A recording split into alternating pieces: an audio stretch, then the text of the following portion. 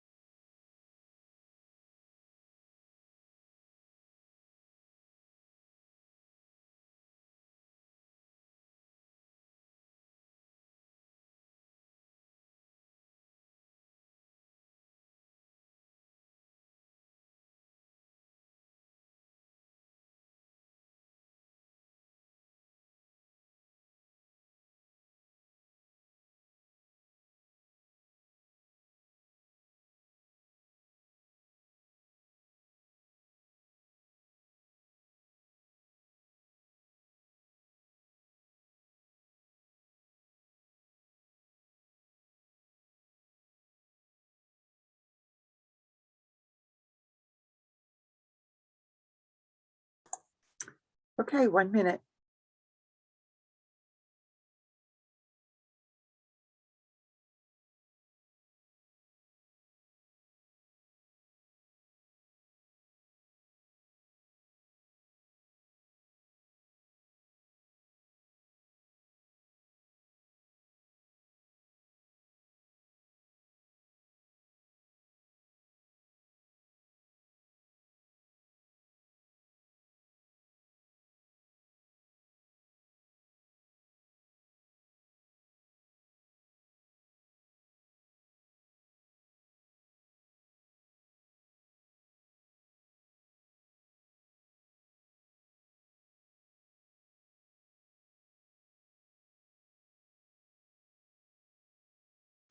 Okay, it's 6 o'clock. I'm going to start the webinar.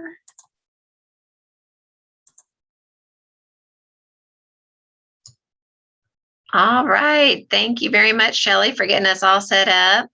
Good evening, everyone. Thank you for joining us tonight for our December preservation conversation with Shayla Albee, presenting The Butterfield House at Pinnacle Mountain State Park, a house full of history. I'm Patricia Blick, Executive Director of the QQA, and I'm joined by Shelley Stormo, our Membership and Events Coordinator. I'd like to thank our donors and our corporate, as well as our corporate and individual members. We are able to continue our educational programs with your support. You can find a list of our corporate members on our website at quapaw.com. If you're not a member of the QQA and you believe in our mission, preserving Greater Little Rock's historic places, we invite you to join and support the work we do. Please go to quapaw.com to join for as little as $35 a year, or you can go there to make a donation. Before I introduce our speaker, I wanted to let you know that we will be taking your questions at the end of the talk. If you're joining us by Zoom or YouTube, please type them into the chat section of Zoom or the comment section of YouTube. On to tonight's preservation conversation. I am very pleased to introduce tonight's speaker, Shayla Albee. Shayla holds a bachelor's degree in interior design from UCA and attended graduate school at Middle Tennessee State University. She has experience interning and working at many sites, including the Historic Arkansas Museum, Winterthur Museum, the Center for Historic Preservation, Shadows on the Teche. I don't know if I'm saying that correctly. Shayla, you'll have to correct me if I'm wrong. Also, the Tennessee Department of Transportation. She is currently a historic preservation specialist, park planner with the Arkansas Department of Parks, Heritage, and Tourism. And in this funny little world in which we revolve, I just wanted to share how we met. So many years ago, when I was working for the Arkansas Historic Preservation Program, I was attending a sandwiching and history tour. And I'm not sure, but I feel like it might have been at St. John's. I could be wrong about that. And you and I struck up a conversation because you were there. And somehow or another, the fact that you were a graduate student at Middle Tennessee State came up. And one of my husband's interns, my husband, David Blick, one of his interns, Dawn Muir, was one of your classmates and one of your very good friends at Middle Tennessee State. And of course, she's done a lot of really interesting preservation work. And so it's, again, reinforced what a small preservation world in which we live and work. So I'm really pleased and really appreciate you speaking to us tonight. And I'm going to stop sharing my screen and invite everyone to welcome you. And I'll let you go ahead and share your screen, Shayla. Okay, can you see it? Yep, looks good. Yeah. And I'm going to turn off my camera so you all can focus on Shayla and her slides. All right, take it away. All right, thank you for having me. Again, my name is Shayla Albee. I work for Arkansas State Parks as a historic preservation specialist / planner. The Butterfield is very near and dear to my heart. I actually, in 2012, when I started, this was my very first preservation project, I guess you'd say. My boss wanted me just to go out and check and see what it, how it's doing and how things were going. And so I started right then thinking, we've got to do something to this to keep it from falling down or to, do what a whole lot of buildings in Little Rock do and just be obsolete. So I started researching that day, and we have finally come to a project now where we're going to hopefully get it renovated. But just a little bit about the Butterfield before a few facts about it. I'm going to go to the next. Patricia, it's not, or there we go. So most people think because it's called the Butterfield House, it was part of the Stagecoach Road in the mail route, and it was not. It's just a coincidence. However, the Butterfields were a pretty prominent family in Little Rock. They owned the Remembrance Flower Shop in the 30s, so they were pretty well known in Little Rock. We do have conflicting information on about, when it was actually built. A lady named Denise C. Job was a public history graduate student at UALR, and I found in all of my research a paper that she did, and it talks about how the building was actually built down by the creek, and it kept getting, flooded, so they moved it up, and it was a 2-story dog trot.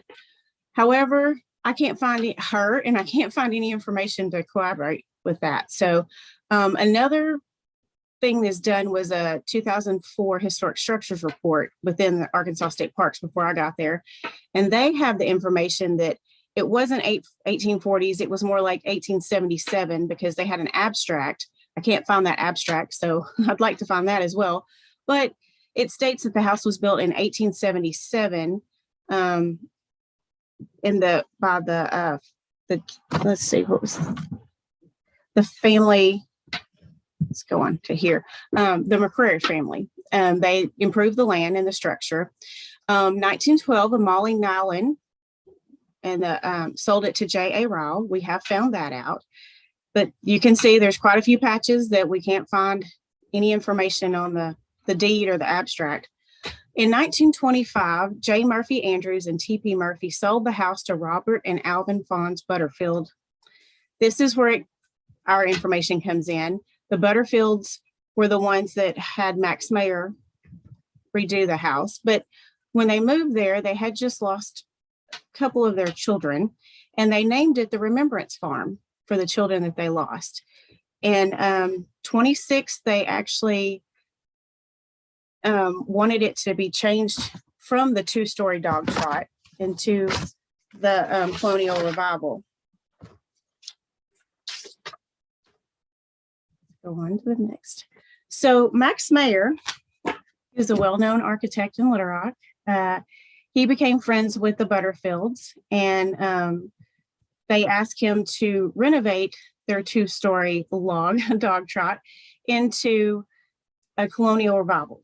He was pretty well known by this point in Little Rock. He had come to Little Rock in about 1914 to work for the firm of Mann and Stern. And by 1921, he had actually started his own firm, and he did mostly residential. He seemed to use a lot of the revival styles, and this one is the Colonial Revival. He did a prolific amount of work in Little Rock. And as you can tell on the screen here, these houses, which all of these houses are actually on the National Register. And Johnswood is one of the ones that's actually quite close with this house. And I'll explain that in a little bit, and who lived in it and who actually had it built. But between 1920 and 1930, he did quite a bit of work in Little Rock. And so during the time he was here in 26, he did the renovation. We actually have drawings I'll show you of the Butterfield. But during the Great Depression, he decided to go back to San Antonio. So from 31 to about 38, he was back in San Antonio. Louise Loughborough of the Arkansas Territorial Restoration fame actually got him to come back to Arkansas and to work on the territorial restoration and rehab all of the buildings there. I believe we have the Hinderlager Grab Shop on the right, and I think that is the Brownlee House on the left. He died in 1947 at the age of 60 in Little Rock. So a little bit about his design work for the Colonial Revival for the Butterfield. It was already a two-story dog trot. They filled in the dog trot. It already had two fieldstone chimneys on the side. I think he renovated the one on the right side if you're looking at the house. But it was just, actually 4 rooms until he renovated it. The Colonial Revival features that he renovated it into was the accentuated front door, supported by the pilasters. The doors commonly have fan lights, but as you can see to the right, I have a picture of the door. We think this was taken about 1936 to 1938. Instead of a fan light, they put a beautiful star. The star is still here today. It's one of the things that I love most about the house, and I think is the most unique feature of the house. We do have this door in storage. So when we renovate this structure, which we're working on now, we will put the door back in. I'll have pictures of it in a minute just to give you a little bit more detail to it. But the fan lights were not on it. The side lights he did have. The facade was normally a symmetrically balanced with windows and a center door. And I'm going to flip to another picture real quick. This is actually right a couple years after the Max Mayer renovation. So it went from looking like, a dog trot log cabin into this. The thing is, that log cabin is still underneath the facade Max Mayer put on here. You can actually look through the walls or actually from the outside and see it's still got the rock piers. It still has the logs, the hand-hewn cypress logs on it. And part of the renovation at one point is we will want to show that. We want to show, someone, this is how this house was constructed. This is its life over the years. You can see the door a little bit better in this picture, and you can see the symmetricalness of this. The other thing, let me go back, the porches on this house. So this is a one-story entry porch with decorative railings. The patio underneath this that you really can't see in this picture actually has handmade bricks with fingerprints in them. So when we renovate it, we will definitely make sure those bricks are still there. The second floor, if you'll look, you'll see 3 different dormers. That middle dormer actually is the window is built a little differently, and you can walk out onto the top of that porch. So that was a very neat, interesting thing that Max Mayer did to this casement window. The windows on the first floor are the 6/6 double hung sash windows, while the windows on the second floor are the 3 dormer windows are 8/8 double hung sash. In the back and the sides of the house, they're 12/12 double hung sash. The renovation was actually to the back of the house. The front, of course, got the lipstick and the pretty and added on the porch, but the back actually was the part that was added on to the most. And it's a kitchen and a pantry and a safe room. And the safe room was different than we think a tornado safe room nowadays is what I would think of it, but it actually had a safe area in it. The floors were supposed to be reinforced and for it. The second addition above the kitchen was a sleeping porch, and it had big, beautiful windows all across it. And we actually still have those windows in the house today and plan to put those back in them during the renovation. Upstairs, it added a bathroom with a large tub, and the sleeping porch is actually now, it's covered because we have it buttoned up right now, but it has the most wow factor in the house if you go in there when you can see it. At a later date, between the kitchen and the back stairway, and I'll kind of show you, here's another picture of around 1938. We think these are the Charlie Mae Simon pictures. So here's the Max Mayer design, and you can kind of see the addition to the front of the house. So this was the front and the original dog trot 2-story, and then the top is the sleeping porch, and here's the kitchen. This little portico type thing, we can't find any evidence it ever got built. So I'm going to show you a little bit. Here's the interior. Here's the safe room. So here's your front door. When you walk into this hall, and I've found researching Max Mayer that a lot of his plans kind of were like this. This is a very low ceiling, and I'm short, I'm about 5 foot, and I can touch it. So it's a very low ceiling. When you go up the staircase, this dogleg staircase, you actually have to step up into the bedrooms when you go up, and I'll show you those in a minute. This was a closet that it was a Max Mayer design. They turned into a very, very tiny little bathroom at some point. And then right here, so right now as it stands, this area was built in at some point in the 50s, we think, as a laundry room. This terrace right here, they have a stone wall terrace. That, again, never seems to be built. We have no evidence, and there's nothing there to show that they actually built this on. It's just a little bit closer so you can see there's a pantry that I'll show you guys pictures of in a minute, in the safe room. And I believe that says future laundromat. It's kind of hard to read. Okay, so upstairs. This is a very, very steep and narrow staircase. It's beautiful. But you come upstairs and you do have to step up into each bedroom and step up into the bathroom. So unfortunately, unless we change the design, we probably won't be able to make it an ADA area for people to come into. unless we are able to somehow raise the floor. But that, again, is the Max Mayer design. So it's kind of a catch-22. To get to your sleeping porch, you had to either go through your bedroom chamber number 2 or through the bathroom. There's a door here as well. And this is the casement window I was telling you about that you can walk out onto the top of the little porch in the front. Here's just a little bit closer. You can read it a little bit better here. There is quite a bit of damage. When I show you the damage on the pictures, I'm going to show you a bunch of interior pictures right now. This is the area that seems to be the worst. You can kind of keep that in mind. So the Butterfields, they bought the house in 26 and commissioned Max Mayer to do this renovation.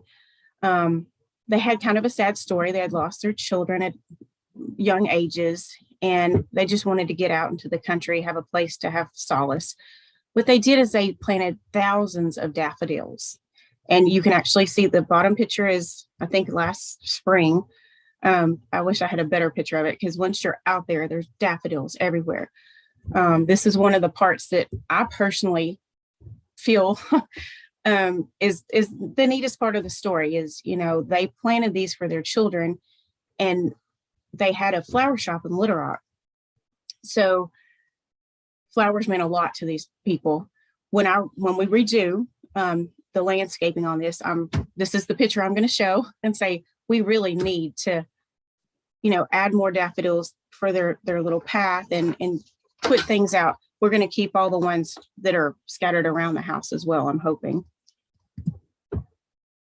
So in the next part of this, the Butterfields still own the house, but they either leased it or they were good friends with John Gould Fletcher and Charlie Mae Simon and had them move into the house before they built their house, which is a Max Mayer design. It's John's Wood.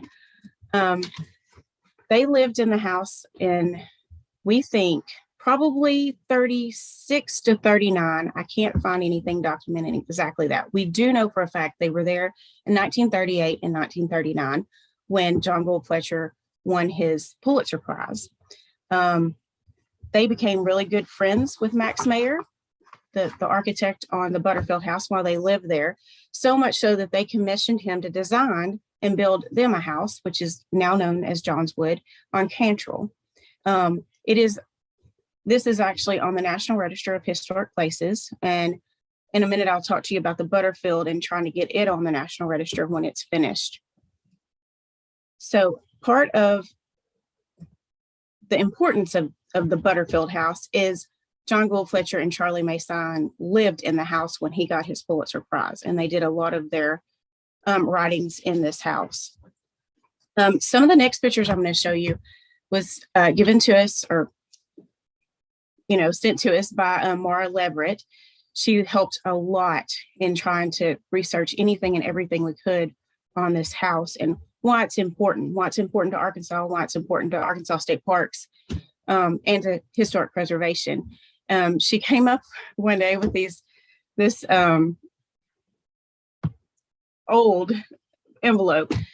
I have a picture of it just because for me, this is something important as well. This is written history, but if you'll look at some of it, it says, Charlie Mae Simon said for me to keep the pics. She knows where they're at if she ever needs them. It's got Max Mayer renovation on it, restored photographs, and it's got the Remembrance Farm on it.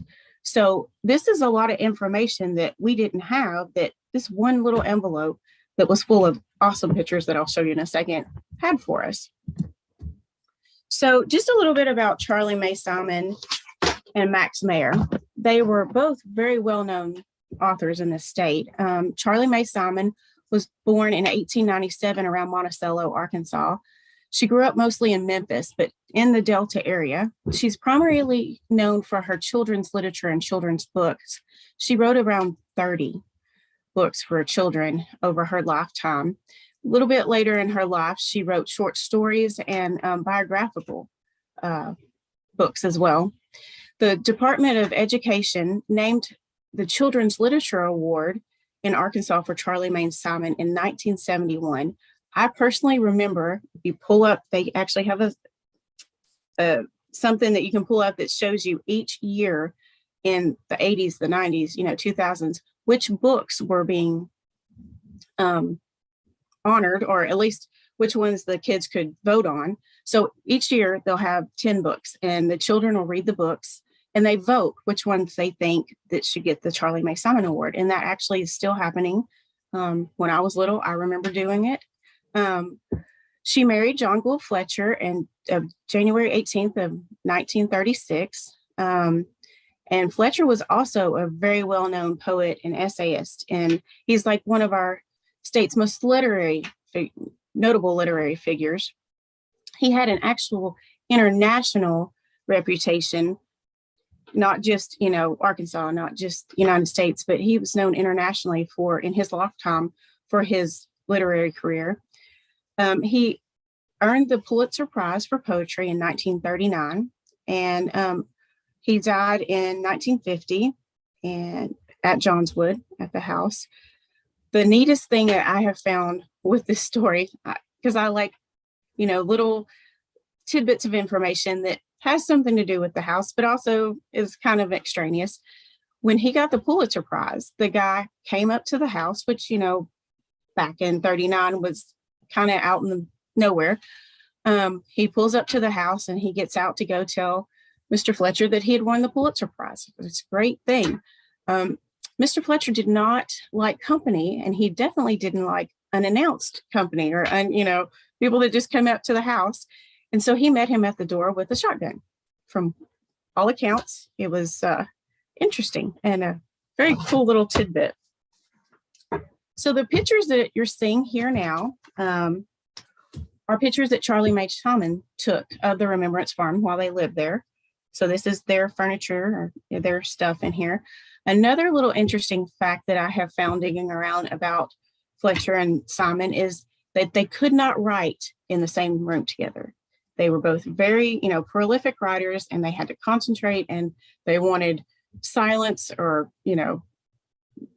nobody messing with their writing time. So in this house, you'll see that there are desks almost in every single room. So they could go from each other or decide if they wanted to sit down and write right there where they were at. On your left side is the second floor bedroom. If you'll see to the left, there's like barrel vaulted ceilings, little niche above the fireplace. And on the right side is one of the many desks in the house that you'll see. It just had some really neat decorations on it, but you can kind of see how they lived and what they thought was important. So the picture on the left is the desk in the what we call the formal living room, for you to be able to sit and look out the windows or read or listen to music or write, which is what they did most of the time. This is also the parlor, the living area. And you can see that picture in the middle. I have a picture, a little bit better picture, but that is a picture of John Gould Fletcher in it in the middle. And they apparently did like to have people over, but not like they weren't super sociable, that way. Here's the second floor. Again, you can see this is one of the bedrooms. You can see the barrel vaulted ceiling.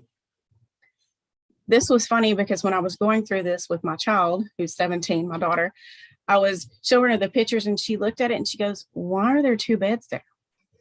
So as in like the 1950s or the 30s, they had separate beds, but close together.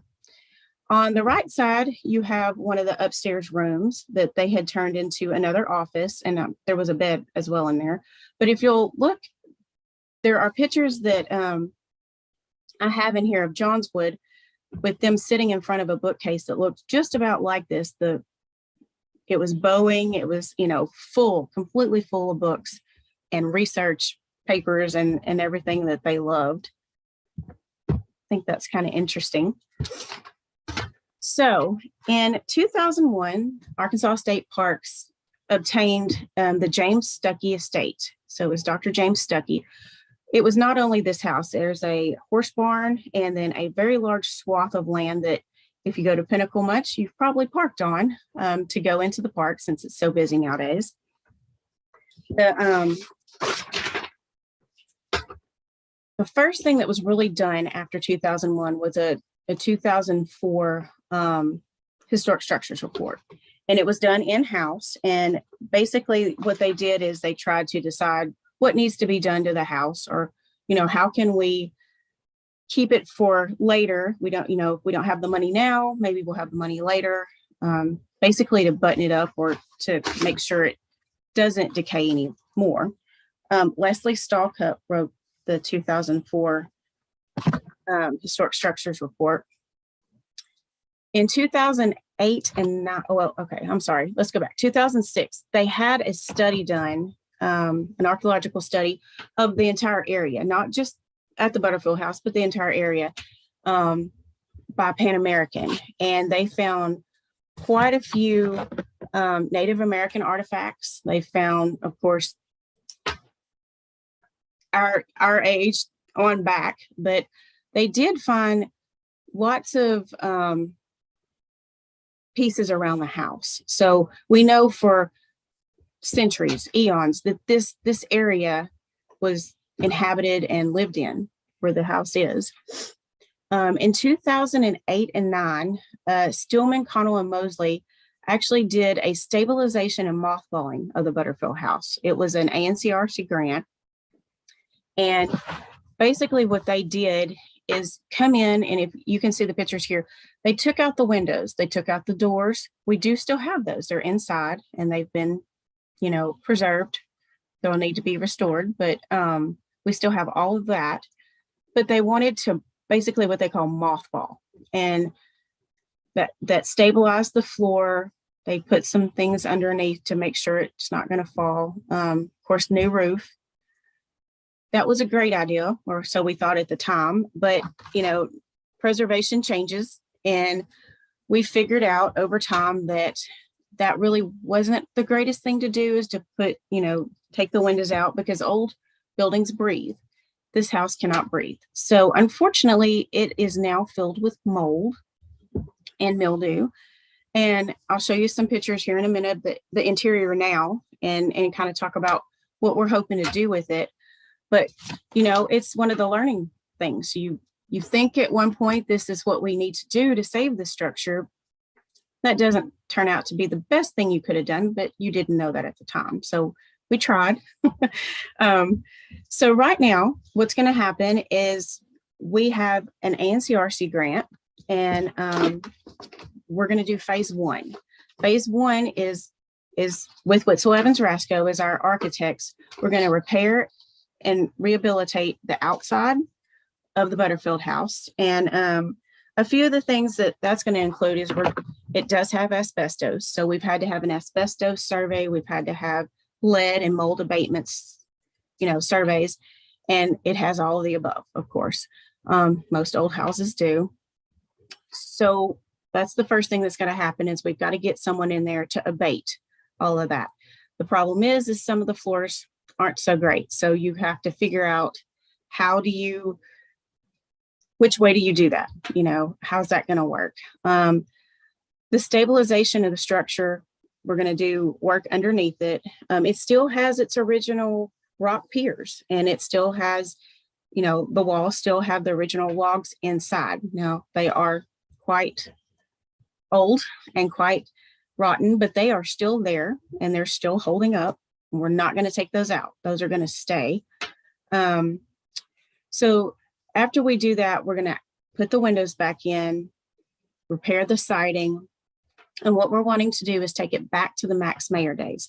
That's why, it's important to show the progression of the life of the house as well. But Max Mayer is basically one of the, foremost people and architects in Arkansas. So we really want to go back to his design and structure.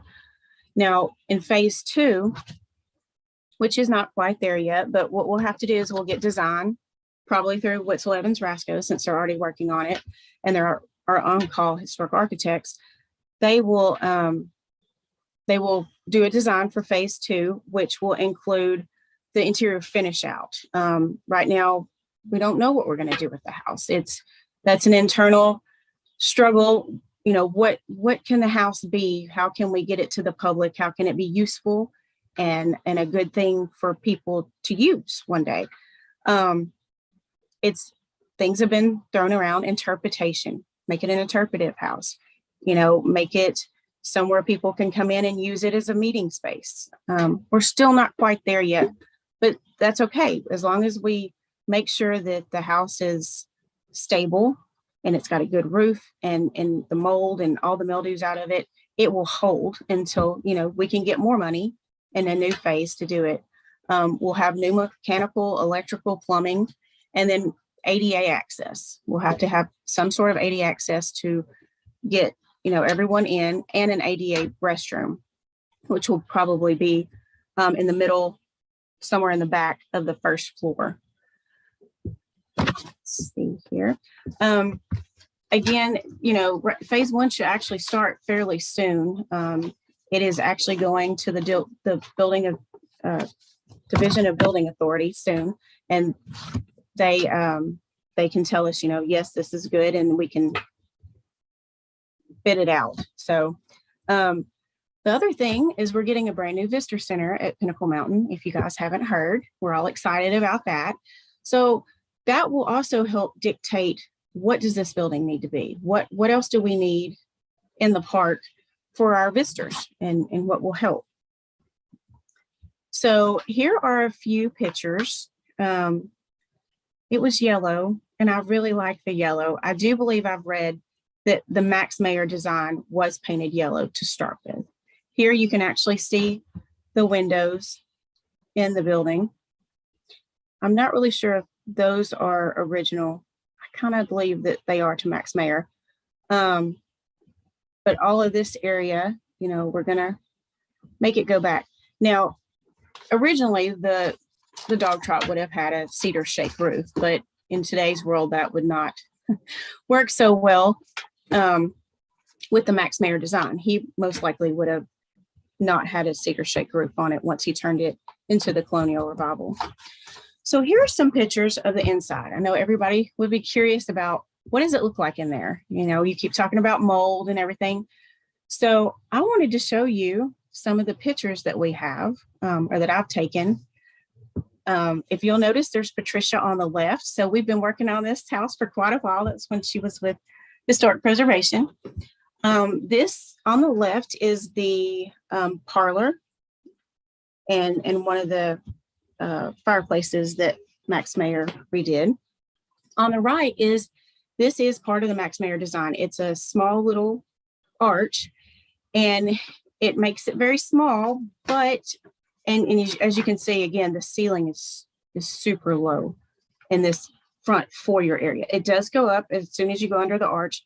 You've got your stairs on the left. It's a dogleg staircase. And then on the right, it was a closet. Now it is a restroom, a very teeny tiny restroom that not too many people could actually get into, to tell you the truth. So on the left, I just wanted to show you some of the floors. So all the, you know, this area has a lot of the original flooring, and it, you know, will be brought back. It will have to be taken up, though, most likely, to do foundation work. So as a historic preservation specialist, you want to try to find the best way to take it up without breaking it or doing any damage to it, where you can lay that floor back down. On the right is the kitchen, and if you'll notice, it has linoleum. We believe it had linoleum when Max Mayer redid it. This is the pantry I was showing you guys earlier in the drawings. It's quite a big pantry, and on the left would have been the safe room. This is the dining room. So if you walk into the front of the house, on your left would be your parlor, on your right would be your formal dining room. And as you can see, it's all wood. It's quite dark in there without lighting. And we'll be, you know, restoring the ceilings, the floors, the walls. On the left is, I just kind of like that picture right there. So this is the dining room. And you can see kind of some of the surrounds of the fireplace behind it. On the right is the laundry room that I was telling you was built in probably the 50s or so. That's where our most damage is. That's where the water was getting in, and it's done quite a number on it. That is not a part of the Max Mayer design. It's actually one of those things we're trying to decide. Do we keep it? Do we need more room in the building for our visitors? Is it usable? Or should we take that off and just go straight back to the Max Mayer design? Here's the dog-legged stairway I told you about. It is pretty skinny, super steep. As you walk up the stairway though, as you walk up the stairway and you turn around, right here is this niche. And I know it's not a great picture, but it's a very cool little area that he built into the house for sculptures or pictures or whatever they wanted to put. The thing is, this is the reason we will probably not be able to make the entire house ADA. As you can see down there at the bottom of the staircase, that's me with a rebreather on because you don't want to go in there right now without protection. Here is, I do believe this is the parlor. I just wanted to show you a little details that with some of the pictures, it was painted, but we will probably strip the paint and repaint and try to bring it back exactly like it Max Mayer wanted it. This is right here. You're looking at the staircase from the front door. This is the laundry room that has the most damage. This is the ceiling above, and there's actually a walkway and a window kind of above where the problem area is. This is our architect, Andrew. He is helping us decide, what needs to be done, what kind of renovations should we do. And actually we go in there and see how, if you'll see right here, you can still see some of the log pieces. And in the walls, you can actually still see the logs behind the plaster upstairs. This is just some of the places. So you can see it needs some love, but one day it'll be okay. Also, here's some of the windows that we still have, the original windows that will be restored and put back in the house. This always makes me sad, to see it like this, but to know that we are going to put it back. If you can tell, there is log coming out of here, but you can actually see behind some of the mold and mildew, there are still the logs, hand-hewn cypress. This was put in during the SCM to hold that area up. That's above a dormer, and it was leaking. It's just some more pictures. This one on the right is the sleeping porch, and it has windows here, actually all the way around, except for this one wall that goes into the bathroom. Here's the 1920s bathroom, and this is right above the laundry room, so that's why you're seeing all the damage here. But it still has the tub. We still have the sink.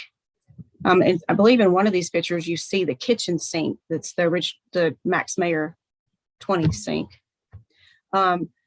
This area right here is, if you'll go straight down, this is it. And this, as you can tell, is we've had quite a few little animal visitors in the house until we plugged up the holes.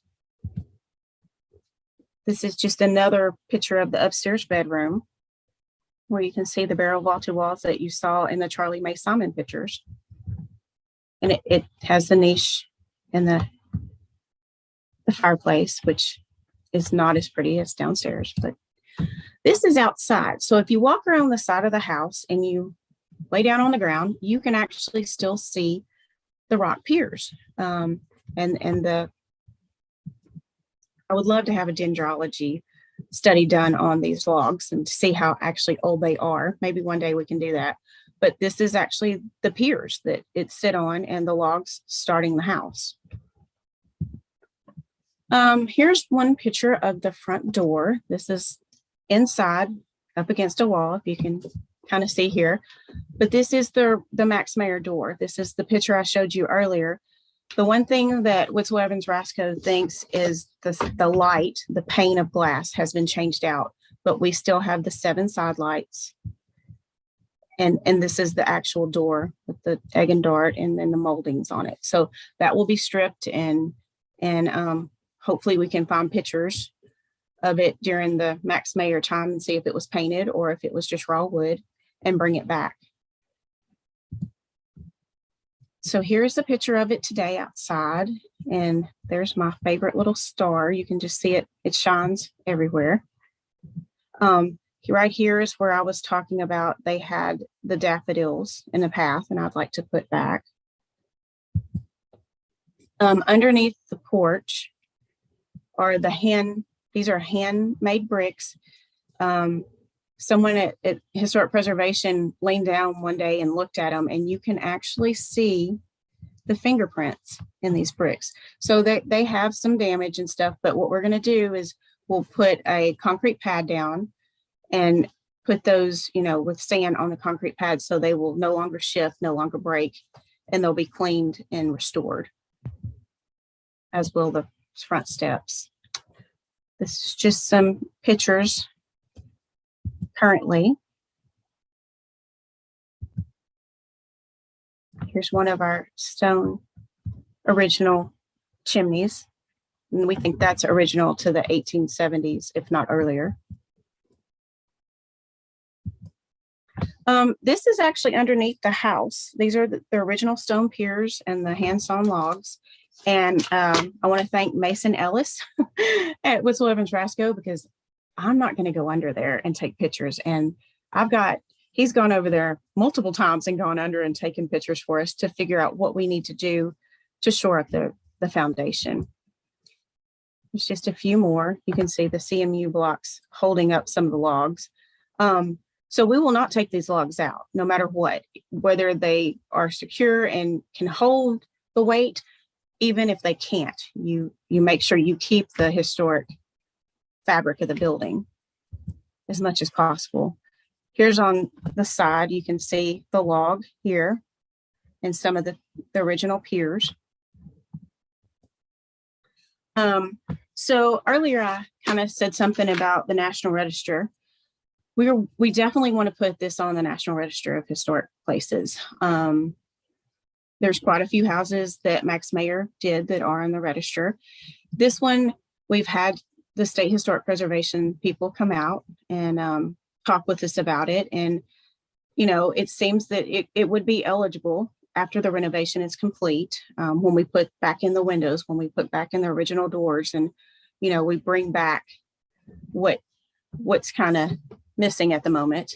It would be eligible under 2 different criteria. It would be Criterion B for association with John Gould Fletcher and his wife, Charlie Mae Simon, and C for the significance in association with Max Mayer.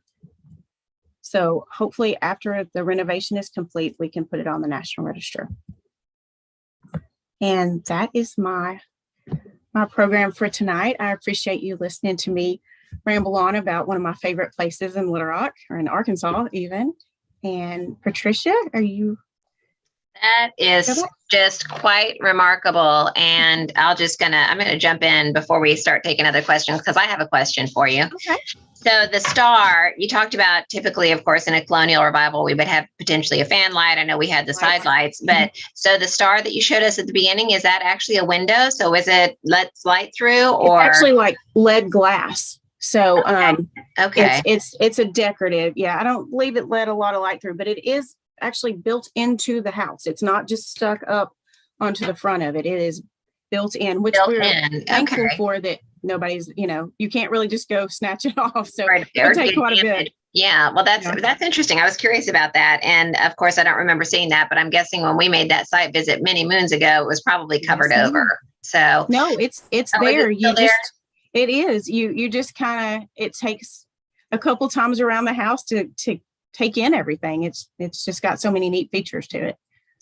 I'm going to mention a couple little things. Obviously, you know that we own the Woodruff House, and I think you've been out to see it too. So we're in a similar situation, Absolutely. obviously, with needing to stabilize it and secure it and find someone. Obviously, for you all, it's a state undertaking, but for us, we're looking for a private developer to do it. So Right. we understand completely the situation that you're in. I would say our building is not very airtight, so it gets a lot Right. of a lot of air. Lots of breeze. Yes, a lot of air breathes through it. And we are actually amazed often that we don't have more critters in there, or that Mhm. we really don't see a lot of evidence of mold. You know, we did have to put a new roof on a few years ago, and that's helped us where we had some water coming in. And of course, the Johnswood connection is of concern Yes. to us because we're nervous about, you know, the property owners over there are looking at marketing that property. So we're very concerned about its, you know, continued protection. Protection of it. Yes, if you could give us, say you're going to see it, right? And I've been out there. I know it's over by the stable, but how would just a spectator find the house, the Butterfield Well, house? at the moment, it is actually gated off. So Okay. you really can't, you can see it from the road, and there is a little bit of a pull in, but that road is quite narrow. Okay. So really the best place is to go to the stables, and you can see it from the stables. Okay. So is the stable still being used? Yes, we Okay. actually have a new concierge there, and she's not there during the winter, I don't believe, but during the summer she's you know, she does a lot of horse riding and a lot of bringing people in, a lot of birthday parties, and you know, she's always said, I would love to be able to use that as, you know, be interchangeable. You guys can go here for this, and you know, we would love to work with people like that. The whole state park system, you know, that's kind of a symbiotic relationship. But yeah, she's still there, and the barn is, they say 60s, 50s or 60s, so it's not nearly as old as the house, but you know, that's getting up there as well. Right. Shelley, did you have any questions that were coming in on YouTube? No questions on YouTube. All righty. I don't really have any questions that have come in on the chat either, but I have to say that was quite remarkable, and I appreciate you sharing that with us. And we can certainly sympathize and empathize with, you know, Yeah. just dealing with historic property, but it is quite remarkable, and I appreciate all the images that you shared. I mean, my assumption, I'm just going to throw it out there, is you've got if that is a cypress beams that are making that log cabin, those are so durable. I mean, I would assume those would be very hardy. Yes. And you might have the interior supplement it. logs are actually still pretty well preserved.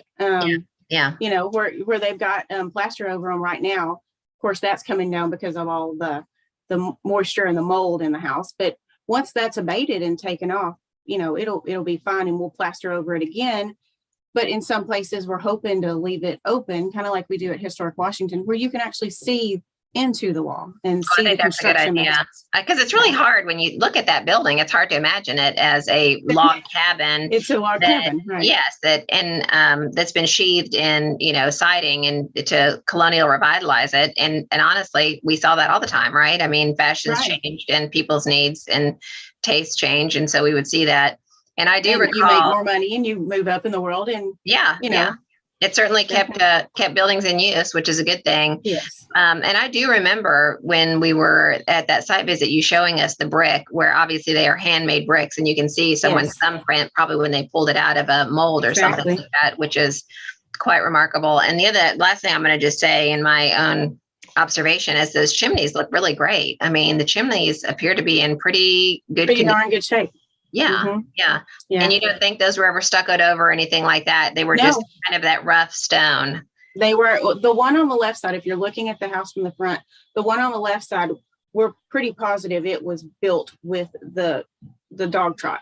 The one on the right side looks like it has had some work to it. So it may have been rebuilt during the Max Mayer time, but I'm pretty, you know, most of those dog trots had two, because you had to keep both pens warm.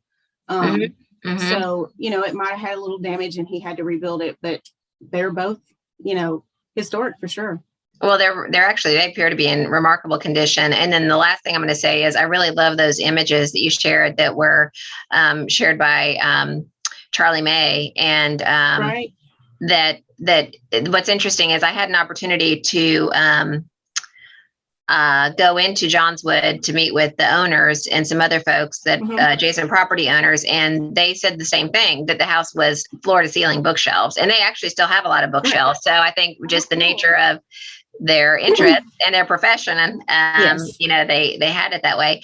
Jim Metzger did ask us a question. He said, "Are we able to walk this property now?" And so you're saying, No, not quite yet. You know, Okay. there's some things that we be worried about, safety and things like that. So, and it's about to start under construction. So we definitely don't want people walking around during construction time. You can see it from the road, and you know, you can't get the back to it or the back of it. You can see it also, you know, if you're at the stables, but you know, we don't encourage people to walk around because right now there are things out there that could cause damage to someone. You could so fall Jim, and trip. do not So- climb the fence to get into the Butterfield Not house. yet. We're working on Yes, it. It's we are going to not be there one day encouraging that. soon. Yeah.